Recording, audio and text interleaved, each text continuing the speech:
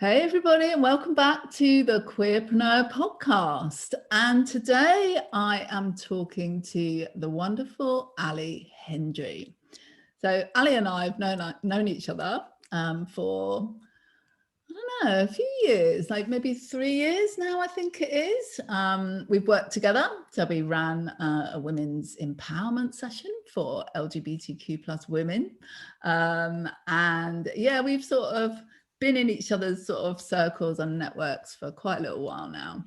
And I'm really looking forward to this conversation with Ali today because we're going to be talking about her experience in her work and in her life as a gay woman, as an out gay woman doing incredible work. And we're going to be also touching on inclusion, and the barriers to inclusion and how the kind of landscape of LGBTQ plus inclusion has changed over the last couple of decades.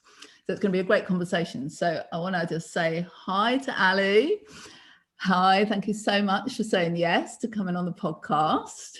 You're welcome. Good day to you.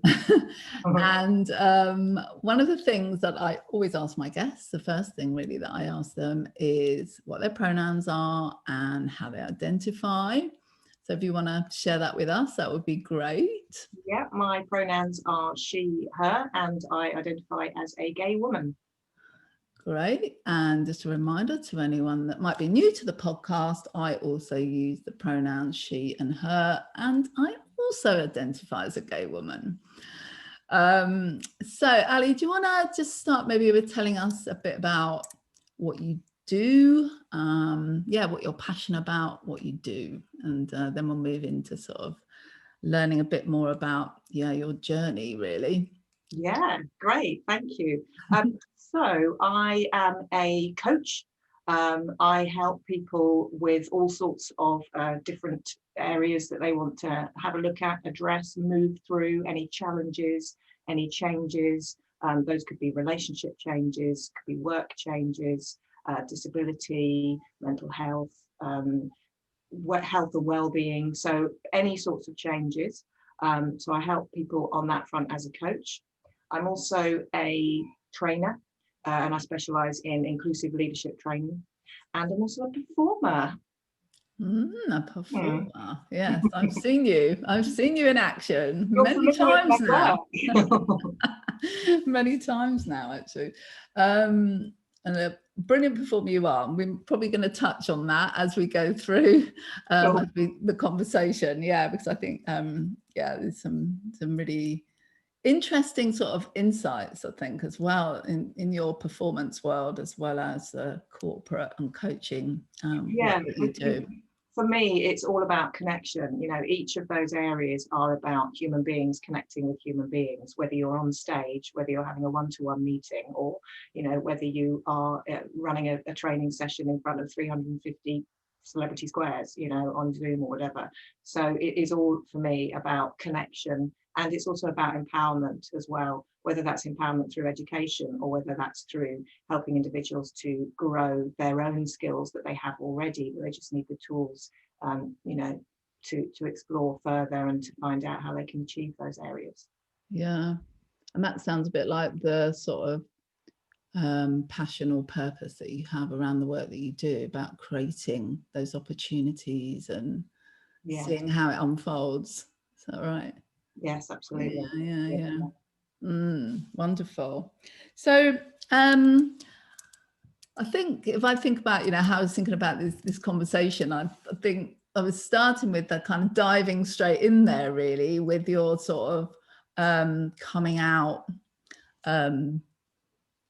experience, kind of like, where did that start? Where did the sort of realization or questioning, whatever it was for you, about knowing that you were gay, and kind of what point in your life and your career was that going on for you? Let's dive deep.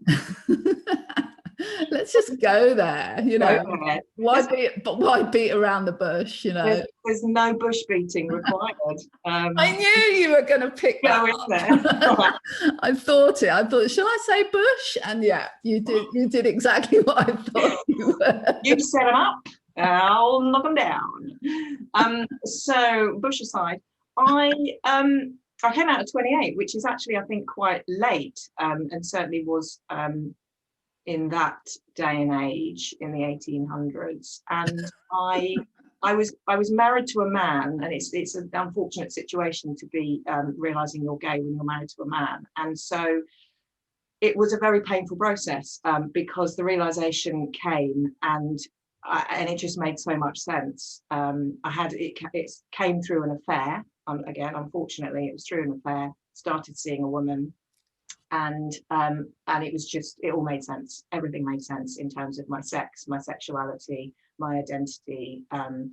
The fact that I had only ever, mainly 90% of my fantasies, I'm a very visual fantasizer, were about me having sex with women. And I hadn't kind of talked to anybody about that. I hadn't thought it through, the fact that, you know, I'm in bed with a man, but my head is in bed with a woman. So when I talk about it now, it does sound ridiculous, but I was on a roll. I got married the same year. My two best friends from school got married. So we were kind of in this sort of club of, you know, together forever, married, children. And children was something that very much featured in my psyche. And so that personal awareness was not there. The way that I see coming out is a maturational model. So you come out when you're ready to come out.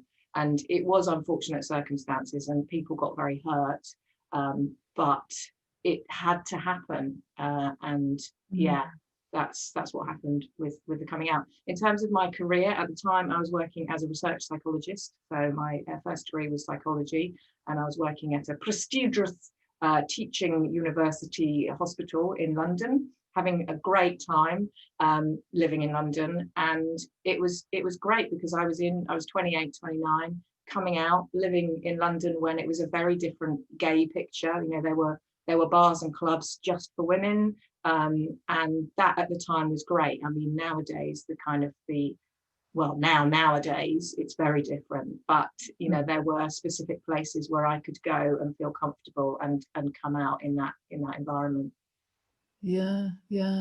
So, yeah, you came out at a similar age to me. So I was 30, and I'm a little bit older than you.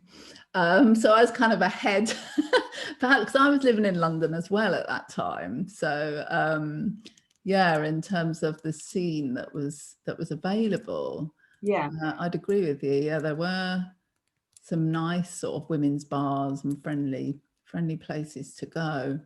And it's probably just worth saying that we are recording this in the UK. So Ali and I both live in England, in the UK, and we are in our third national or UK English. Kind of changes whether you're in England or Scotland or Wales, but generally speaking, definitely in England, we are in lockdown due to the pandemic of coronavirus. So yeah, that is still going on. So, yes, aging content. Right now, there's aging content, but it is interesting to put it in that environment. I think what I like that's changed dramatically with the scene now is that, you know, I do miss the bars, the gay bars, but I also really like the pop-up nights that we have, you know, when we're not in lockdown. I like that the emphasis is on queer and inclusivity, and that anything goes, you know, particularly living here in Brighton, where we have some amazing regular nights where the focus is on creativity and sexuality, as opposed to, you know, I think in the sort of the 90s, to an extent, we did need that identity and that exclusive environment, and that was fine for them. But now, you know, we're much more aware of diversity. We've had laws that have changed in all sorts of sectors within specific organisations, as well as the laws of the land, and that has meant that, you know, we are moving more into a embracing individual differences and recognizing that actually even queer can have so many different manifestations. So can straight, so can gay, so can non-binary, so can all sorts of other terminologies, trans,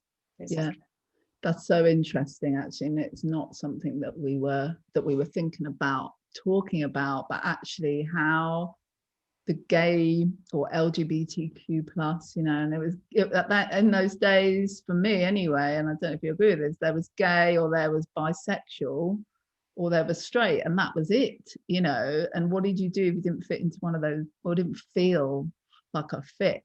Whereas now there's much more expanse, sort of a fluidity, I can't say that word very well, and the queer you know, the queer umbrella is so much more, there's so much more freedom in there, and acceptance and understanding as a principle.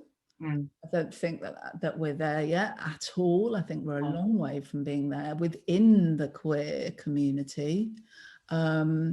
But yeah, it's definitely a very different cultural sort of makeup to what it was then. Yeah, the progression feels really healthy. Yeah, definitely. Thank you. So when did you sort of move into the inclusion, diversity? You were working for corporate organizations, weren't you, and like working in that space and training people in inclusion and diversity. When did that start to happen for you? Yeah, after the research psychology position, I then started thinking about theatre and acting and how that had always been a part of me. So I sort of retrained as an actor and also a scriptwriter, director, and did some night school workshops and courses, and then formed a theatre company. And the theatre company side became more important to me as part of my kind of career, although it wasn't making any money. So I was doing lots of temping jobs, PA stuff, while I was doing that. And then as a result of the theatre and acting side, I found training companies that use actors as their training tools. And that's where it started. So 20 plus years ago, working for organizations where I didn't do any acting for them in the end. What I did was script writing, developing courses, you know, putting together monologues and short plays that reflected the issues that were coming out of those organizations. So there was a research element, which I absolutely love and enjoy, embedding myself in an organization, public, private, voluntary, military, finding out what makes them tick, and then creating those characters and then training up the actors to reflect those characters back, run the training sessions and, you know, training sessions, etc. So there was elements of the kind of the research, the psychology and those sorts of things, but the creativity of using actors and real life and connection and people reacting to people, you know, you totally floated my boat and was absolutely right. Yeah. But I guess the inclusion side came out of that. But before that, I was temping. I was doing a lot of temping and being PA and you know, chief kind of in charge of diary and everything else in lots of different types of organizations. And I was also out and exploring my sexuality. And that's where I came across some interesting views. There was one job where I was PA to a head of department in an education setting. And I was sharing a room. It was just myself and this head of department, and I was very out talking about my girlfriend, etc. And at one point, the head of department, she said to me, "Oh, don't know if you should mention that. Actually, you know, people talk, and they might make assumptions about you and me being locked in this room together." And I was so shocked because that was the first experience of anything that was a sniff of kind of homophobia. You have to hide this. We'll get labelled. I mean, she was hot, so, you know, there was a point to it, but, you know, but no, and no. So that was really interesting, but how it turned out, and we became really good friends after that, because the next couple of days she went home and she talked to her son about it, and her son had said to her, Mum, you can't say stuff like that. And she'd come back in. To be fair to her, she'd come back in the next day and she said, I was having a chat with my son and he was, telling me X, Y, Z. And I was like, yeah, I'm not that keen on hiding my sexuality. I'm not going to throw it around, but if it comes up, it comes up. So we had a really good conversation, but certainly for kind of like 24, 36 hours, I was really shocked because that was my first opportunity to kind of really explore that people have different views and will take things in a different way. Interesting. Yeah, because I wasn't out at work probably really for the first 10 years probably of I came out to a couple of people like after maybe 5 years and then maybe a couple more, but I was definitely not out in the workplace for a really long time. So it's interesting to I definitely leap and then look. So when I realized about my sexuality, I phoned all my family on one night and told them all what was going on and why my marriage had ended and what the situation was. So I'm just like, get it out there and then deal with the fallout. That's kind of always been my approach. I mean, in latter years, I do reflect a little bit more on the fact that maybe just a bit more thought before you leap, but generally it's kind of do it and then work out how to, deal with that situation that you've created. So, and everyone's experience is different, isn't it? Yeah. And today it's no different, I think, in terms of we navigate through it in our own individual personal way, really. Right. Hopefully there's more support available to people today and there's more awareness and understanding and all of those things. I think there definitely is. And that was like 20 years ago. And then another one that stands out that was about 10 years ago was where I had my wife at the time, my ex-wife, had given birth to our daughter, and our daughter was a couple of months old, and I was talking to a client, and we were just building rapport, walk and talk, etc. And I was talking about my daughter, and he suddenly, I was saying she was only a couple of months old, and he suddenly stopped and turned to me and he went, "Who's looking after your daughter?" So there was this assumption that obviously that I had, because at that point I hadn't gendered my partner, and there was this kind of, but you're the mum and your daughter's a couple of months old and you should be at home on maternity leave. And so I made a decision there and then to just rip the plaster off, and I said, "Oh no, she's fine, she's at home with my wife." And so and then there was of course a sort of a moment, but then the moment passed. So I just like just say it, but I know that not everybody has that, and that's totally fine, and it's not a judgment. Or how I operate. Or the safety, they might not feel safe, or they might not actually be safe, isn't it? I mean, that's very much where I am today, in that place. But definitely.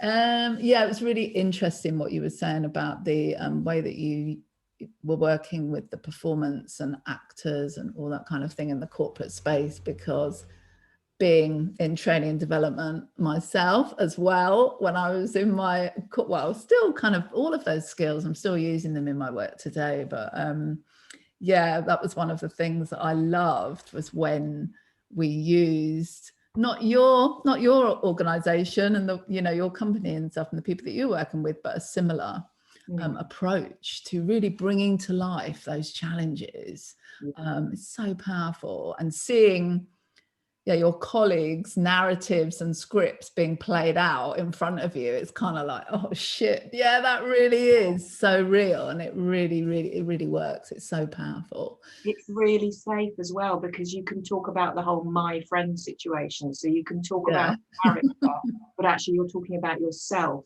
Or you're talking about the spod who sat next to you and you've always wanted to tell them something, and so you ask the character something that you want to ask the person you're sitting next to on the training course, and the actor in character will talk about those issues, and me as the trainer, I can help explore them, and we can move through, and it's that awareness to promote change, and that's where the power is. And so how did you then start, were you using it specifically in diversity and inclusion stuff then, or did that come a bit later? And what sort of exact scenarios happen, you know, like around maybe the LGBTQ plus agenda, anti-racism, all that kind of stuff? I assume you were covering the whole spectrum. At the beginning, a lot of the work came from mistakes. So if there had been some kind of high profile, you know, yeah, of course, then we would be wheeled in, and we would have to firefight. So we'd be coming into a resistant organisation rather than a proactive organisation. And that in itself was interesting. But because of the methodology, the crossed arms would soon become uncrossed, and people would be, oh, actually, this is me here, you know, or this is our situation. So there was a little bit of kind of management consultancy in a way, because you would, you know, I would go in and I would spend a couple of days in work groups, talking to people, sitting observing people. You know, very soon people would forget I was there. I must have an invisible cloak or aura about me. So I would be watching interactions. And so, you know, that and you would see the themes coming up. So everyone was talking about X from this department, you know, and then you would meet X and you would be like, well, this is really interesting, because how they think about themselves and how others see them, never the twain shall meet. So you can present that, but change the details to protect the innocent, and you can show that, and you can see where those themes are. And every time we would go to the management, you know, senior managers, and say, these are the main themes that came up, bearing in mind confidentiality. What would come back is, we kind of know that actually, yeah, but the fact you're saying it and you see it, we really do need to do something about that, don't we? Yeah, you do. So to start with, it was reactions, and then in the last sort of, you know, 8-10 years, it's more been about action, which is so much more powerful. And we can say, actually, do you know what, this is a topic around diversity and inclusion that you need to be addressing, or this is where things aren't happening with your middle managers, or these senior managers are not, you know, embedding values and standards that you want to see and you think, you know, are coming out. So sometimes it's an interesting one. Sorry, I was interrupting. No, it's okay. I was just going to say, in terms of the LGBTQ issues, or lack of inclusion or awareness, or examples of where discrimination maybe existed, what sort of things did you see, have you seen, that maybe have changed, have evolved, hopefully have got better? Yeah, it's maybe not. It's very much. I don't know. Yeah, I mean, it's an interesting one when it comes to the laws of the land, and also rules that are put in place for certain organisations, because some organisations, sometimes inadvertently and sometimes vertently, have had rules around LGBT inclusion. You know, some organisations haven't actively encouraged it, others have not wanted it, and therefore you're working with a workforce that believes that LGBT people shouldn't be in that organisation, or it's okay as long as there's don't ask, don't tell. So that's one of the reasons that they were, you know, recruited. And so if you suddenly change your rules and say, actually, from tomorrow, it's okay to be gay, you can't expect somebody to just change their attitude when for 20 years they have believed, and the organisation has backed it up, that it's okay to have those feelings, and they agree with those feelings. So just because the law changes doesn't mean the attitude's going to change. So when you're on the change curve, you know, those people who are hiding their sexuality, they're going to be like, hooray, now I can talk about my partner he or my partner she. I don't have to be seen as somebody who is, oh, what's wrong with them? They don't want to go for a drink with us. They think they're better than us. No, it's just that I don't want to be put in a situation where somebody again says, what are you doing at the weekend? And again, I have to go, nothing much. And they look at me in that kind of like, why are you not joining in? You know, so they're on the change curve where they're ready. Whereas someone else is on the change curve that says, no way, not happy with this. They're going to change it back soon, hopefully. I'm in denial. It's not going to happen. I don't see the benefit to the organisation because the organisation told me there was no benefit. You know, we're humans. We take a while to warm up. Yeah, and I guess what you think you're alluding to is particular organisations that have changed their rules towards having LGBTQ plus identified people in exactly the organisations that have actually changed their policies, but also equally organisations where traditionally they were one particular gender. There are no rules around it. It's just that when it comes to recruitment, there's always been unconscious bias. You know, who do I want to recruit? I want to recruit a mini me. What's that then? Oh, that's a white female, or oh, that's a white male, because we're all white females, because we're all white males, because we're all from this sector, because we're all this age group. You know, whatever that protected characteristic is. Sorry, I'm on a roll. We will recruit, and as you know from all of your work, it's a real battle to break down that unconscious bias, you know, because we did that job and we did it amazingly. So why wouldn't we recruit a mini me?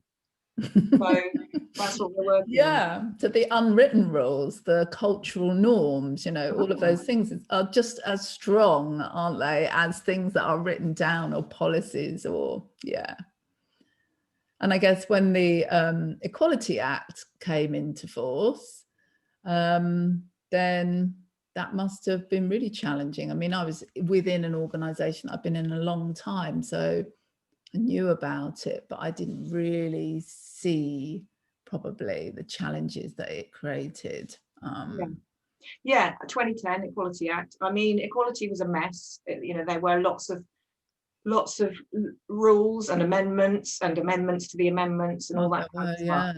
Oh, it was a nightmare. So it did streamline it, and then it said, right, these are the 6. Oh no, hang on, there's 8. Oh wait, there's 9. Oh, there might be a few more coming. So it's constantly changing, as it should, but it's kind of brought a little bit of regularity into it. I guess with any of these areas, we just have to be mindful of divisiveness.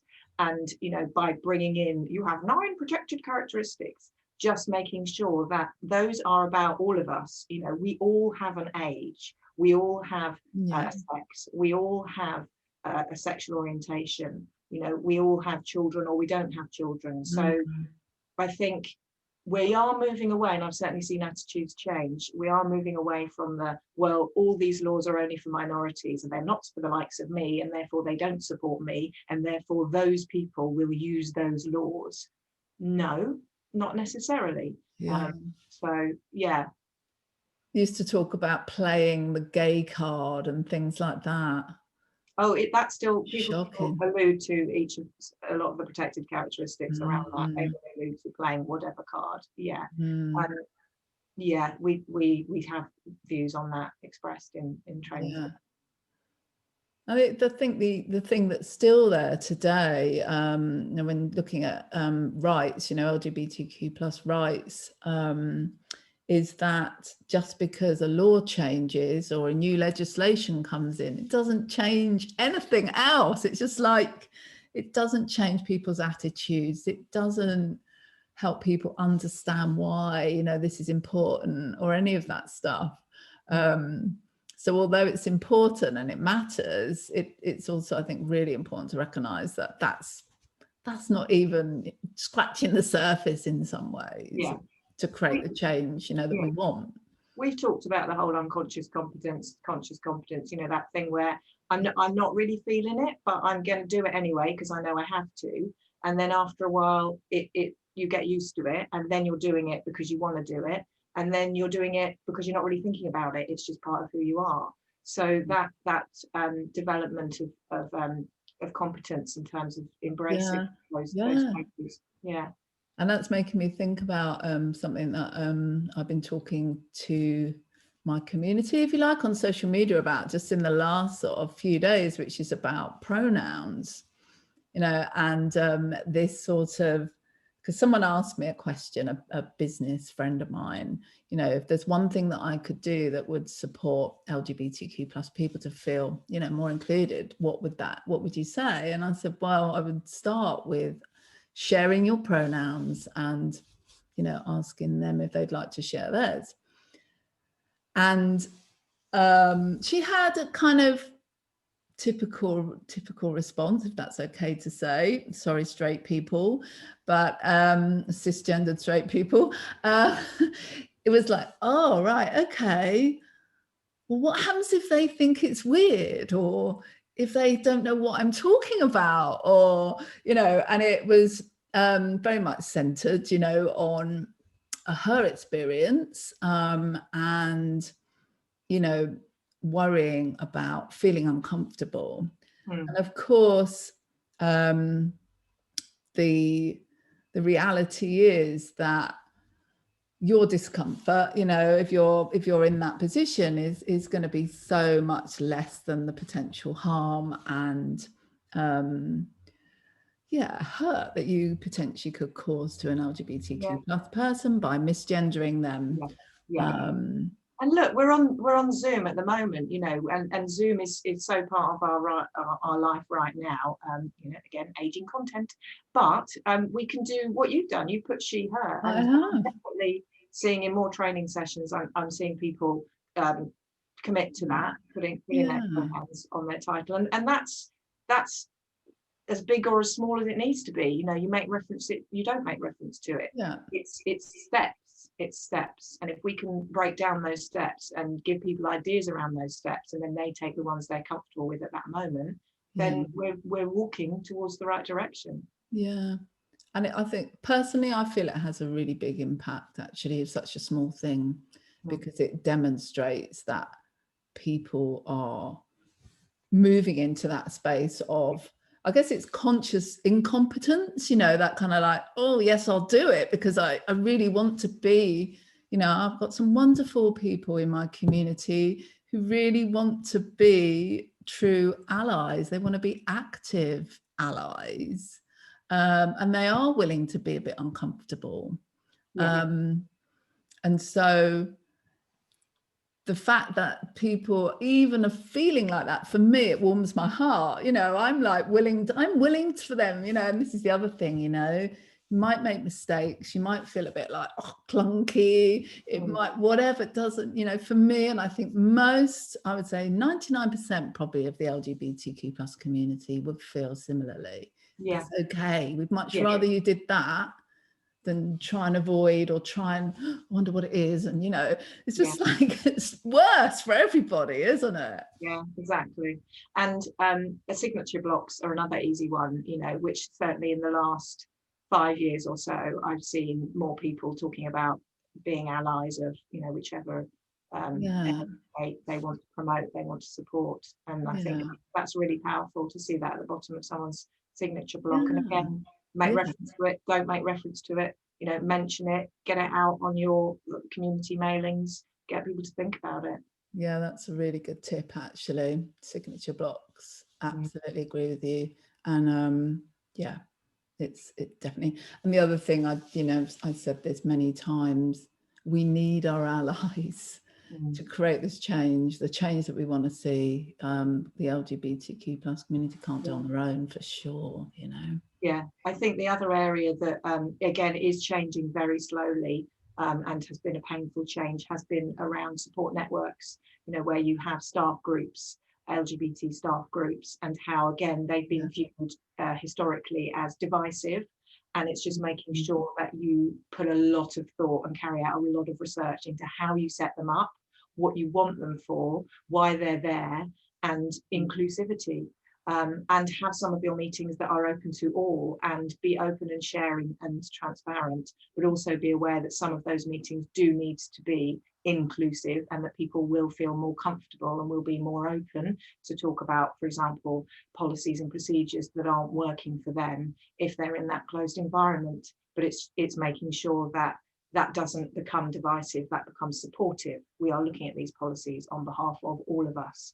And that's what we find, you know, this whole reasonable adjustment So we put in a change because we've looked at one particular area, and that staff group has said, we would like to have this change because it's not working for us. It could be something like uniform, you know, the female groups. Well, actually, these uniforms, you know, if it's whatever it is, whether it's military, whether it's police, etc., this uniform doesn't fit. Why are we wearing a shirt instead of a blouse? Why am I being asked what my collar size is as opposed to my dress size? I wouldn't know what my collar size is, you know. And you bring in this and you look at uniforms and you make sure that they fit the people that they're supposed to fit. And then you realize that actually we don't have those height restrictions. So we have men who are wearing shirts that are way too big for them as well. So what can happen is you're adjusting for one demographic and you're realizing it's actually got a positive effect on others that you weren't traditionally thinking about in the first instance. Yeah, yeah. And of course, anyone can wear, well, I don't even know if that is the case, but that's where we'd like to get to, where there's a selection. Yeah, a lot of organisations are having non-gendered uniforms as well and things. And for some organisations, you know, when you talk to individuals, some people will not join that organisation because of what they have to wear, and because it doesn't take into account their sexuality, whether they are, you know, sorry, their gender or gender identity, and so you're missing out on an entire sector of the community through of amazing resources thinking. And just because be curious, you know, be curious and find out, get those, it's, you know, get that research done.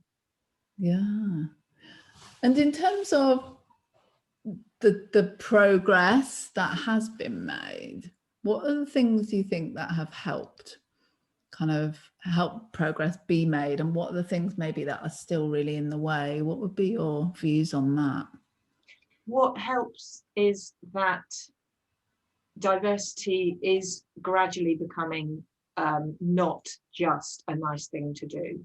You know, equality, diversity, inclusion, people are recognizing the value of it, the business case for it, retention, recruitment, talent.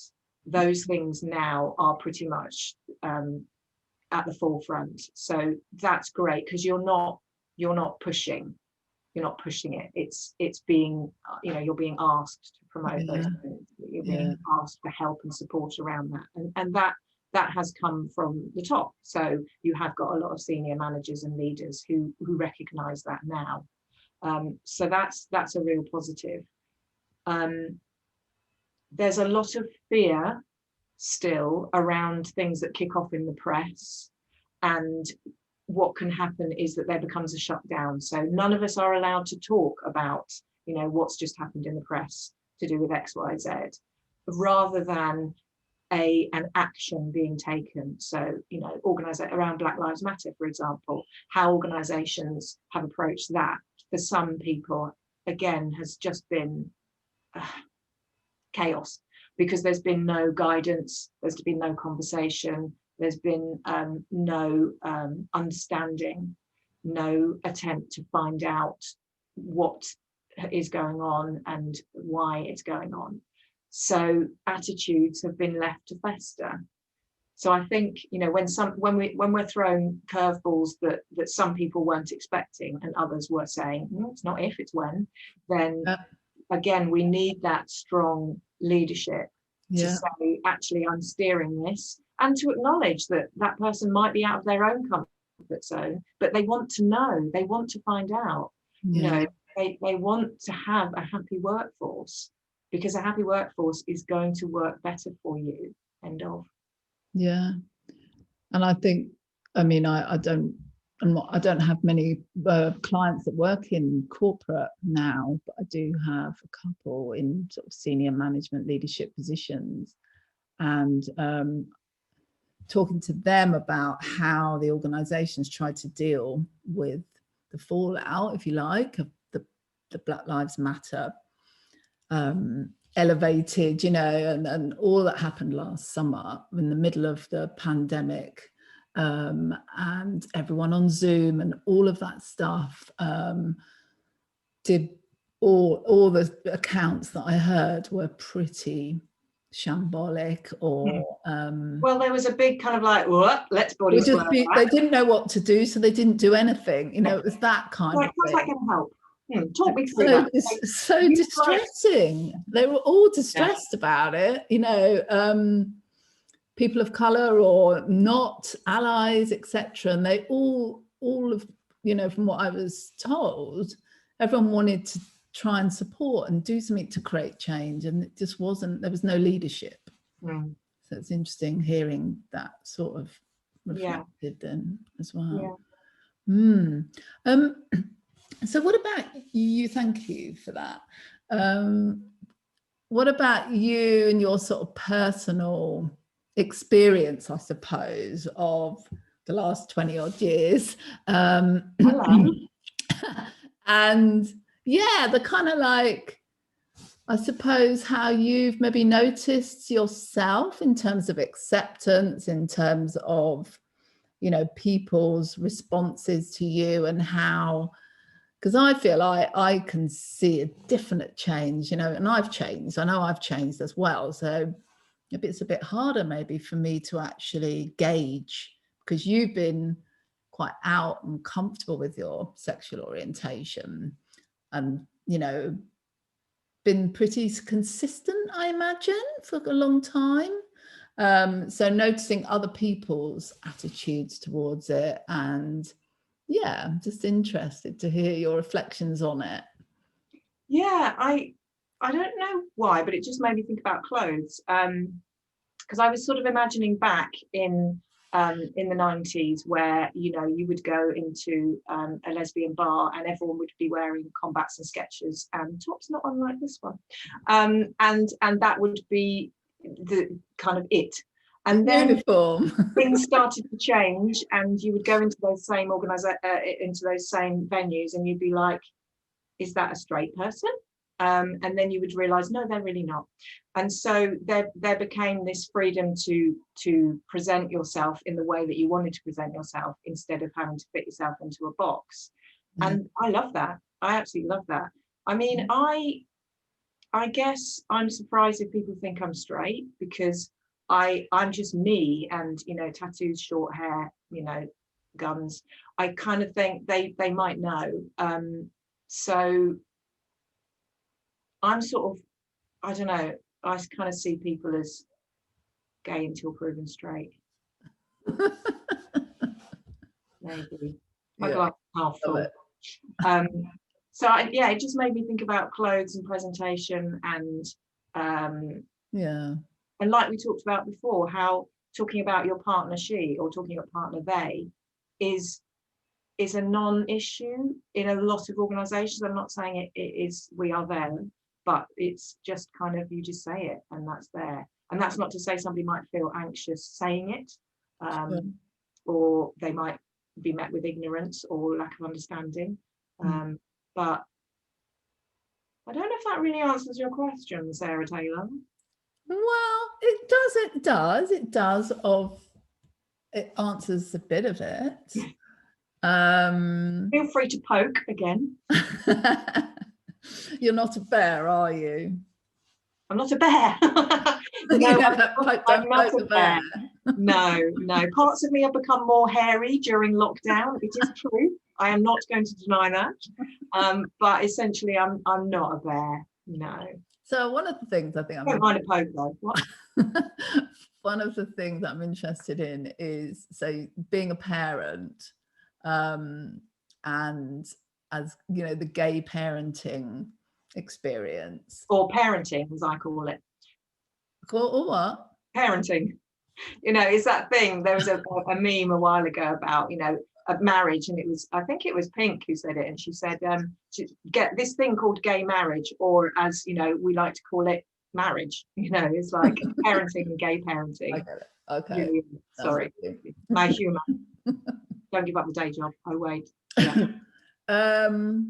Yeah. Anything that has changed in that respect, you think? Anything that is, I mean, I don't know, because I don't, you know, I'm not a parent, and I don't know. It's interesting. I mean, the story I said about the guy who had assumed that I was married to a man and that I was the primary carer at home bringing up our child. I wonder if that would happen now. I don't think it would. You know, that was 10 years ago. So I don't think that would happen now. Schools, I mean, you know, schools are great and wonderful, particularly at the moment. My goodness, I have so much respect for the teachers and what they're doing. Schools, my experience as a parent with schools has been phenomenal. All the schools have been absolutely fantastic. And in fact, there have always been at least one or two other parents who are same sex, whether that's two mums or two dads, or a single mum who's out and gay and has adopted, or, you know, all sorts of other manifestations and creations. And they have also, my experience of schools, although again, it's only been in the last sort of 6 years, has been that things like Father's Day and Mother's Day have also been very much done in a mindful way, in terms of not everybody has a dad, not everyone has a mum.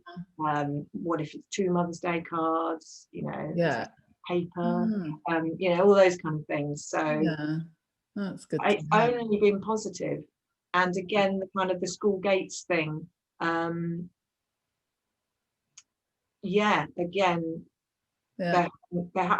ever thought that I've been a friend, or that Molly's other mum has been a friend, that one of us is the mum and the other one is, you know, this kind of like that sort of thing. So again, I haven't come across that, but I'm not saying that it's not out there in other parts of the country. Yeah, I mean, it's worth saying as well that we do live in a very LGBTQ plus friendly part of the UK. You know, we're known for our gay community. But I also hear good things from gay parents who are gay in London and schools in London, and so, and also I have a very good friend who teaches just outside Manchester, and again we've had conversations about, she is a primary school teacher and her LGBT parents and similar attitudes. So it's definitely out there across the land from my feelers. But I would be interested to see and hear from other people's experiences. Yeah, good. I'm hesitating to say this now because you know, we've got other things to talk about, but my last podcast episode I've just released today is all about the introduction of compulsory LGBT plus inclusive education, which came into force last September, as I'm sure you know. So yeah, I think all of this is great, and it's all amazing progress actually. So there's a lot to be positive about, despite the fact that there's still a lot of people struggling and you know, not safe and at risk in the world. So we're kind of like moving into the current day, as it were. I'd love you to tell us a bit about how you got involved with this TV show, The Lesbian Guide to Straight Sex. That's the right title, isn't it? Yeah, it is. Yeah. So how did you get involved with doing that and being part of that? And yeah, how was it? What's happening? I mean, it's been so much fun. So the premise is, if anyone's seen Queer Eye, it's like that. So the way that we have it set up is there are 4 of us. We all identify as gay women or lesbians, and we are helping same-sex couples to improve their levels of intimacy, their sex lives. And so we've all got our specialist areas, and we talk to the couples independently and together. We get them to do challenges and you know, explore how they can explore each other. So it's been so much fun. I mean, I just heard about it and auditioned and got the part, basically. Somewhere was looking at the sort of the makeup of the 4 of us, and we got put together and we formed this squad. So that's how it came about. I think it was because at the time I was doing quite a lot of performance. So I was performing stand-up, and I was talking a lot about my love life. I was talking a lot about same-sex. I was talking about polyamory, ethical non-monogamy, etc. And I was also being a drag queen called Stella Pint. So I was out there doing stuff and visible. And that's sort of where it came from. And yeah, it's been great. You can, it's still on catch up. So you can check it out. It's interesting actually, because some stereotypes that came up. So when I was talking about, oh yeah, we're talking to same-sex couple, we're talking to, did I say same-sex before, or did I say opposite sex? I can't remember. Anyway, heterosexual couples, we're talking to heterosexual couples about their love lives, and people would always go, oh yeah, what advice do you give to the men? And I'd be like, well, we're giving advice to the men and to the women actually. And so there was already this kind of like, oh, lesbians need to tell the guys what they need to do to, you know, to satisfy their women. It was both sides. One thing that was really, really important and came out, and you'll see from the shows, is that all the couples absolutely adore themselves, each other and themselves, not necessarily themselves. They adore the other person. In fact, some of them didn't adore themselves, and that was some of the issues. So, you know, they were in a really loving, long-term relationship. It's just that there were issues around intimacy and around sex. And some of them didn't have the language, some of them didn't have the experience or the confidence. And, you know, the four of us are very happy talking about sex, any kind of sex. So that was for them refreshing, that they could explore that without feeling judged, without feeling shame, without feeling they had to hide anything. And that was where the sort of the strength of the piece came. Yeah, and I've only watched one of the episodes, and I wasn't quite sure where to find the other ones, and now I know. And I'll put a link to how to find it in the show notes. And I think one of the things that struck me, and when you're talking there, is when you kind of can remove almost that discomfort and that embarrassment around the sex bit. It's not really, I'm sure sex obviously is part of it, but then of course there's all the other stuff, isn't there, about relationships and communication, I imagine, that are almost more important than the actual sex bit, I imagine. I don't know if that's right. Not being a sex expert like yourself. Yes, yeah. Thanks. Thanks for noticing. It's finding out and not assuming what the other person thinks and feels about various topics, various practices, various accessories, you know, all sorts of things. And sometimes, particularly if you've been in that relationship for a while and you've got your pattern, you know what works, then it's very difficult to say, can we try something else, without the other person either going, what, do you not like what I've been doing for 10 years? Or for them to, you know, just to have that conversation and to be okay and to laugh about it and to feel free about it. And then sometimes it'll work and sometimes it won't. That's fine. Let's do something else. So yeah, it's a new area. And for some people, it's a really painful area because it comes with a whole set of values, beliefs, limiting beliefs that haven't been unpacked in any sense. They've just been accepted and sat in the corner. There's a lot more to it than someone might assume just from the title and a bit of like 4 old lesbians, not old, but you know, 4 lesbians.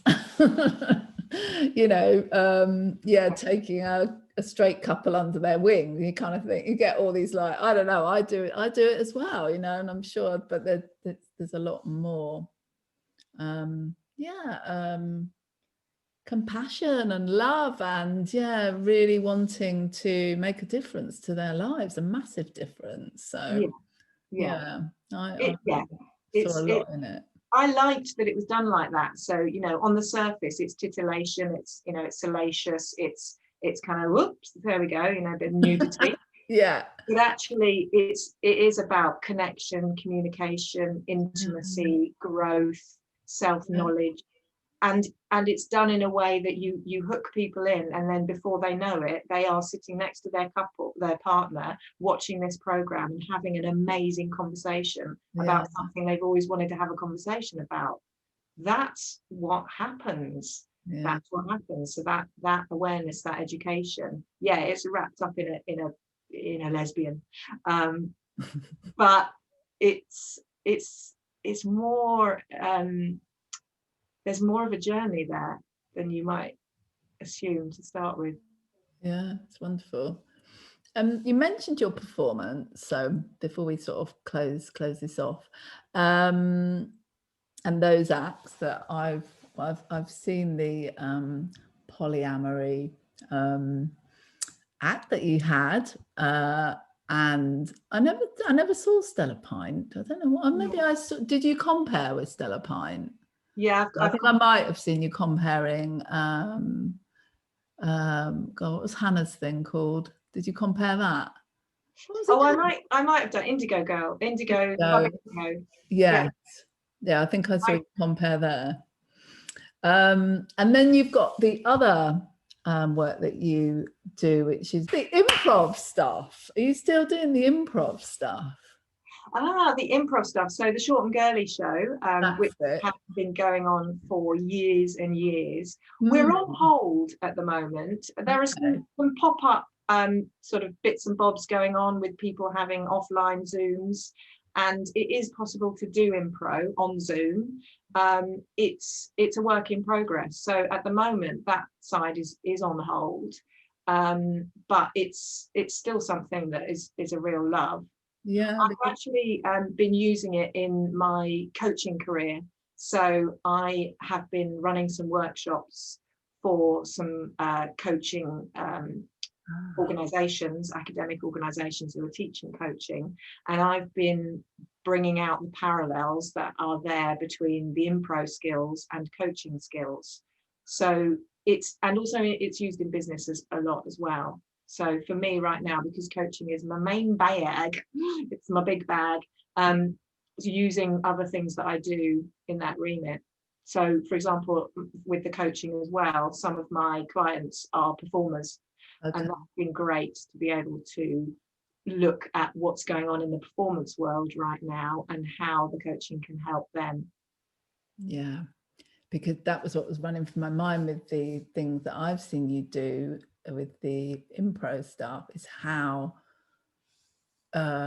you were supporting people with doing improv, but also what a personal development experience that is, how much a wonderful way really to like really stretch and grow and expand particular, specific, specific, whatever, parts of yourself in a really different way.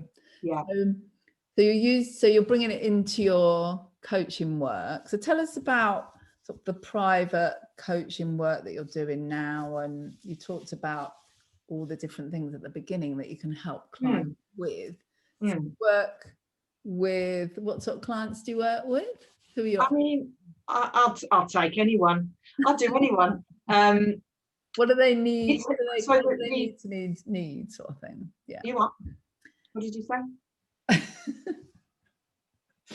Will you really take anyone? Will I take anyone? Yeah. What, to coach? Yeah. Totally. 100%. The coaching that I do is whether after the first session we decide that it's not right for us, then that's totally fine, and no money has exchanged hands, so it's a win-win. Yeah, but anyone that's a good fit. Yeah, exactly. It's holistic coaching, so it's not like we're only going to talk about finance. Well, we might talk about finance, but what about relationships? What about attitudes towards work? What about self-worth? What about limiting beliefs? So whatever you bring to me is what you're supposed to bring to me.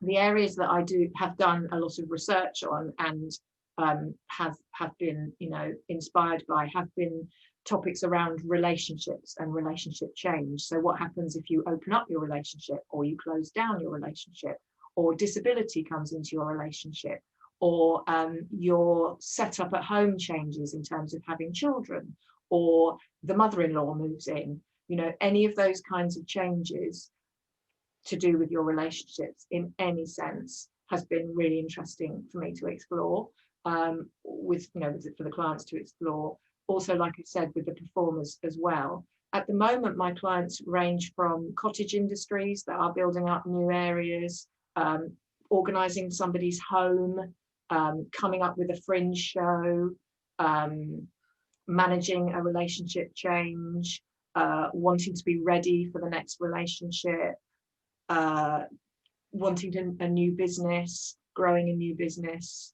leaving an old business. So also. Yeah, wonderful. And what gives you most sort of joy about that work? What is it that you love about it? You know, when you find a job and everything you've ever done in your entire life fits into that job, this is it. Coming up with exercises off the cuff, the listening skills, the understanding, the empathy, the compassion, the connection, the growth, my personal growth, my journey, every single area that has ever excited me. And I've been lucky enough to have loads of different careers that I've absolutely adored. All of those things feed into coaching. I'm home, baby. I'm home. Yeah, I hear it, and it resonates with me too as well. So yeah, oh, wonderful, isn't it? Yeah. And it's I find it's coaching such an honor as well to hold that for our clients. And what do people say about you as a coach? Compassionate, empathic, creative, humorous. I could go on. Those are ones that come out immediately. Yeah. Yeah. Is that any of that surprise you, or is that like, because I think when we talked before, you were sort of like, this is what people have said, and it sort of made you reflect on what you bring as a coach, I suppose. So yeah. I kind of perceived myself initially, before I went into it, as someone who would be very structured, very organized, you know, give them an opportunity to work on the goals and the aims and the steps and everything else. But actually, the main thing that's come out has been Ali's empathic. Ali listens and she understands, and, you know, has given me the space to find answers. And so I kind of, how I perceived myself was come on, it's this way, let's go, you can do it. But actually it's been like, okay, that's interesting, what else? Wow, okay, and tell me. So rather than holding their hand and running along by the side of them, it's been sort of like just settling and listening and finding out, and then they're suddenly growing as we're sitting next to each other. So powerful. Inspirations. Who inspires you? Esther Perel is a big one. Love her work, love reading about her work. And I read a lot of, I've always got a memoir and a personal development book on the go. I've always got 2 books on the go. I read a lot. I listen to podcasts and articles, etc. So Esther Perel, Brené Brown, Oprah Winfrey, Gabor Mate, Johann Hari. I had to write them down because I was like, Johann Hari, Glennon Doyle, Elizabeth Gilbert, Byron Katie. It's like the dream team. Yeah, it is. We're really lucky to have, you know, I watch a lot of YouTubes as well, TED Talks, and the suggestions that come up. So you watch one and then it says, oh, what about this one? And, you know, suddenly it's been 2 hours of watching about stuff to do with stuff. Yeah. So people who are curious and interested in the human condition, That is what excites me. Yeah. And interestingly, we were talking about earlier, weren't we, in terms of that list of people, and there wasn't anyone who was LGBTQ plus that immediately came to my mind. And then I remembered Nadia Bolz-Weber, and again, lots of really interesting podcasts talking about LGBT, talking about faith, relationships, personal growth. So role models, we need more role models from our community. I agree. I think the fact that we have to almost like rack our brains to think of queer, inspirational figures, they are out there. There are people out there for sure. And the kind of flip side of the Glennon Doyle is, she's in a relationship with a woman, so she probably identifies as gay now. I don't know, a lesbian.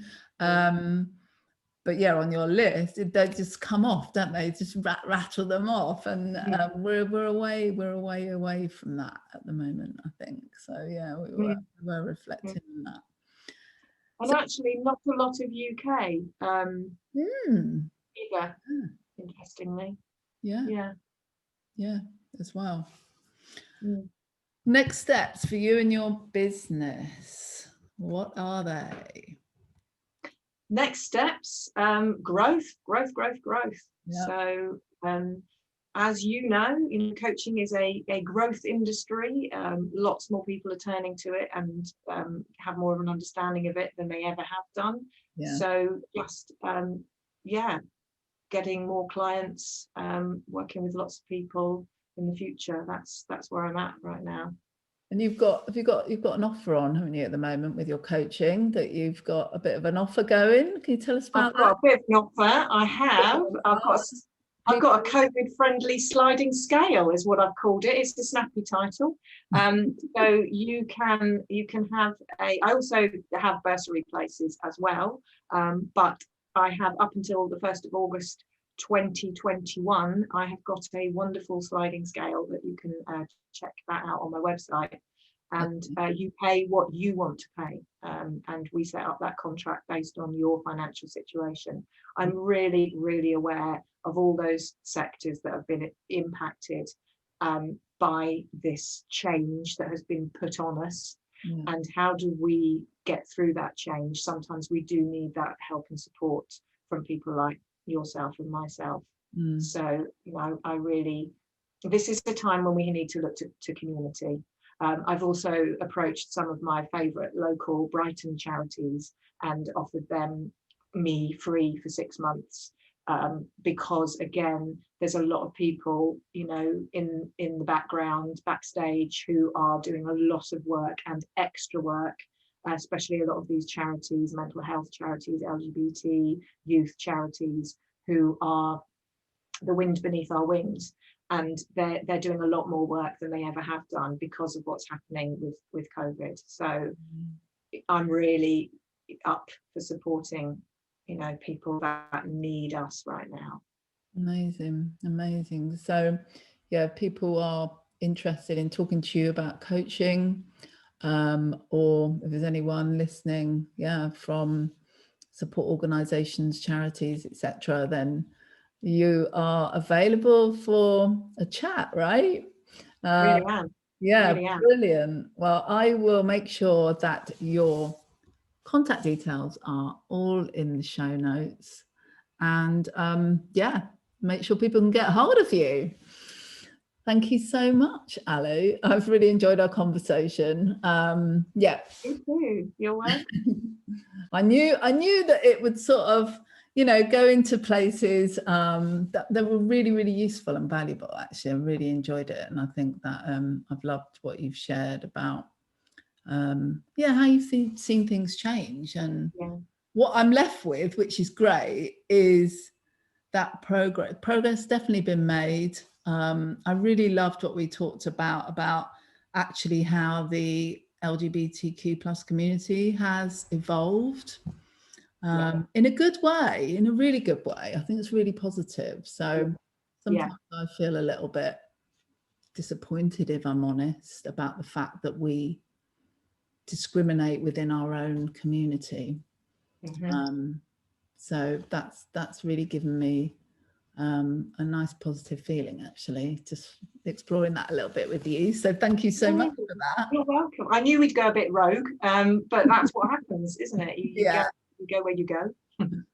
Sometimes you come back, sometimes you don't. I really enjoyed it. We got back to here. That's all good. Yeah. Thank you so much. I will catch you very soon, and catch you soon. Thanks. Bye.